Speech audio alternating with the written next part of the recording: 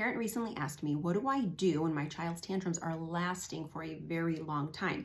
I understand the notion of really being able to just set the boundary, validate the experience and the emotion, but when it's lasting for 45 minutes to an hour, how am I just supposed to sit there? What is sort of the ask at that point for the parent? Such a fair question. I completely understand and I can see and feel the frustration. So first and foremost, I want to talk to you about what I would recommend to any family that I'm working with as a starting point. So the question I always ask is, what is your energetic state or your emotional state when your child is dysregulated? And the reason I ask this is because 9 out of 10 times we say we're doing nothing, but what happens is as our child's discomfort and dysregulation grows, so does ours. And so as a result, because we've never been taught to really manage that feeling and to regulate ourselves, we want it to stop. We put on our fixer hat and we go into solution mode. So what we want to do the whole time, even though we're being calm, even though we're being very loving, is we're trying to still stop the tantrum in a kind way. So that looks like, hey buddy, just calm down. Why don't you just come and play this with me? You're fine. Everything's fine. Why are you crying this much? Talk to me. Talk to me. Why are you sad?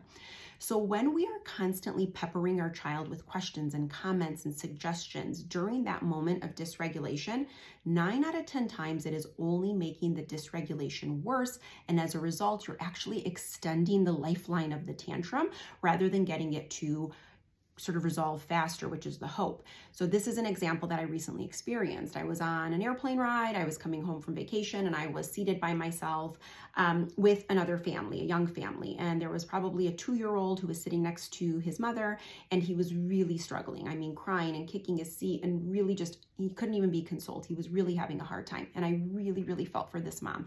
She was trying everything and she had every kind of trick up her sleeve to try to get him to stop and couldn't. And you could just sense the stress and the pressure she was feeling. So the entire time she keeps asking him, what do you want? Just tell me what you want. Tell me what you want. Just stop crying. What do you want? I'll give you anything. And I get it, by the way, there is no judgment. I would probably be doing the exact same thing. So I completely understand, but being able to have more of a sort of meta awareness around this and being outside of it, I desperately just wanted to lean in and say to her, just stop talking to him and stop asking him questions or what he wants. And somehow intuitively, she probably sensed that this is what she needed to do. So she just sat back in her chair and put her hand on his leg and she just let him cry. And within 3 minutes, he was dead asleep on her lap.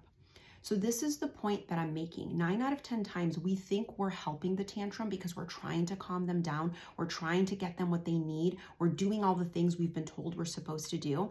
And as a result, we're just seeing that escalation happen. And then what happens is we escalate with our child and we also feel defeated, like we've done everything we were supposed to do and he's still crying this long.